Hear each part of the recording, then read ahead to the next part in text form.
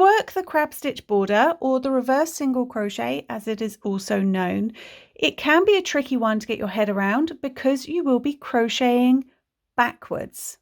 So to start, form a slip knot, take your hook out and place your hook into a chain space if you're working this around a corner, or if you're working it just on one straight edge, just into the top of a stitch. Now remember, we're working backwards, so you want to go in from the opposite side for the direction where you want your crab stitch to be. Pop that slip knot onto your hook and draw that loop to the front of your work. Then chain one. This chain one doesn't count as anything. We are just securing your yarn to that stitch or chain space. Now the reverse single crochet is worked backwards, and the first few stitches will feel very, very odd and probably won't be as neat as you would like. So I definitely advise giving it a little practice go on round a swatch initially until you're comfortable with the motion. So we're going to be reaching into the stitch behind where our yarn is currently joined. So for me, it is this first single crochet here. So I'm going to reach backwards. I like to give myself a little bit of slack, so don't worry too much about having everything nice and tight. Reach backwards, and I'm going to place my hook underneath that stitch, just as you normally would when working a stitch. I'm just coming at it from the back. So I'm reaching back, bringing that yarn with me, and I'm going underneath the two loops of the stitch behind me. Then catch the yarn at the back, bring it through, and you will have two loops on your hook. Now yarn over and pull through both those loops to complete your reverse single crochet. Then again, giving yourself slack on the yarn, reach back and put your hook, if I take my hook off, I'm placing my hook underneath the stitch it behind.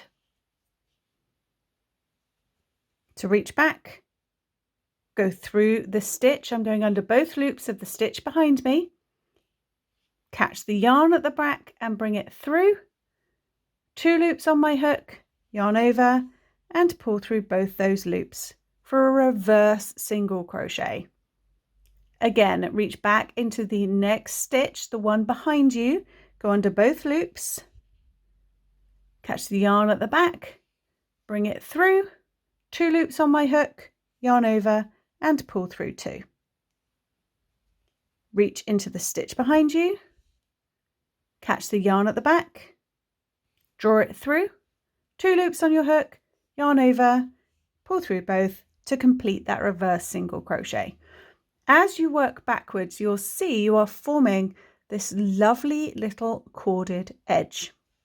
So keep working into each stitch behind you, working this reverse single crochet.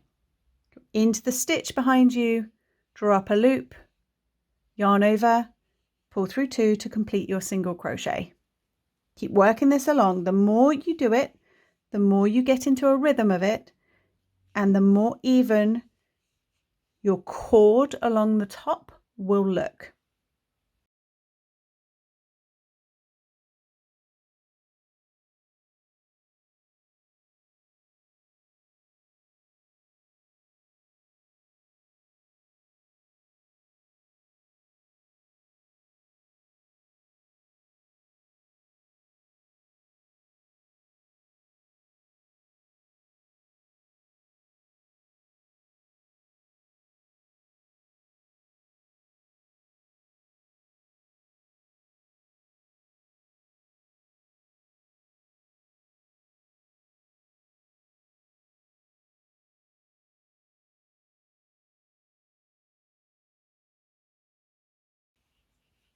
When you get to a corner, if you want to bring this around the corner, I'm working my crab stitch into that last single crochet of this straight edge. How you tackle your corners is entirely personal preference, and I'll be honest, a lot of trial and error.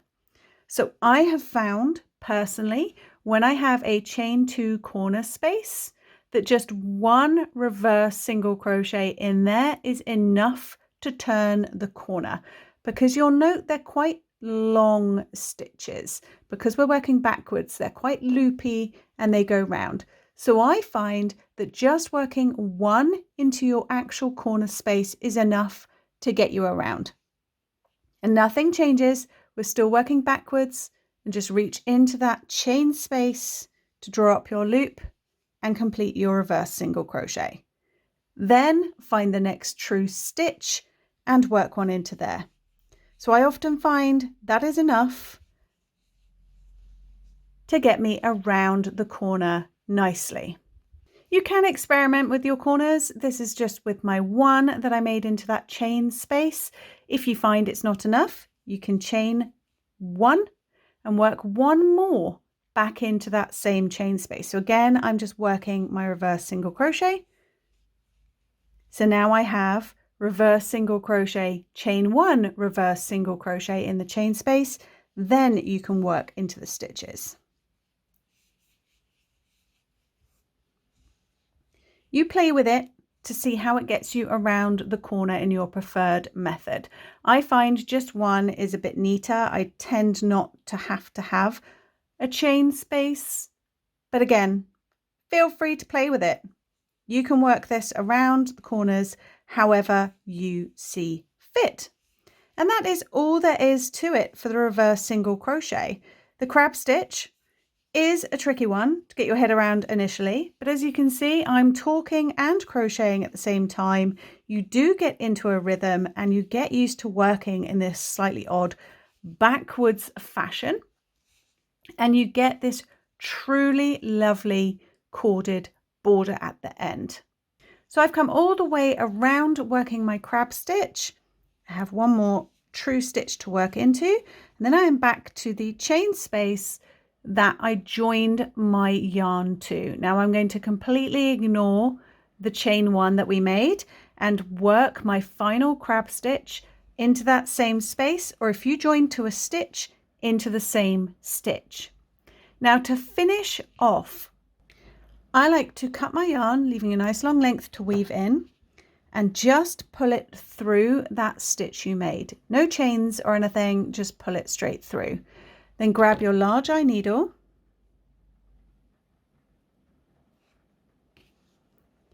and following backwards, I find the first true crab stitch that we made, which is this one here. So this is where I joined my yarn. Here are the 2 loops of that first crab stitch. I like to go under those 2 loops at the front, pulling it gently round. Then bring my needle out the back, turn my work and go through the 2 loops at the back of the stitch that we just made. So I've come through and I'm now back into that stitch that I made.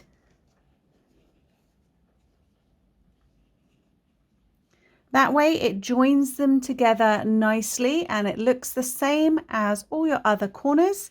And then you can go ahead and weave in this end, running back through your reverse single crochets.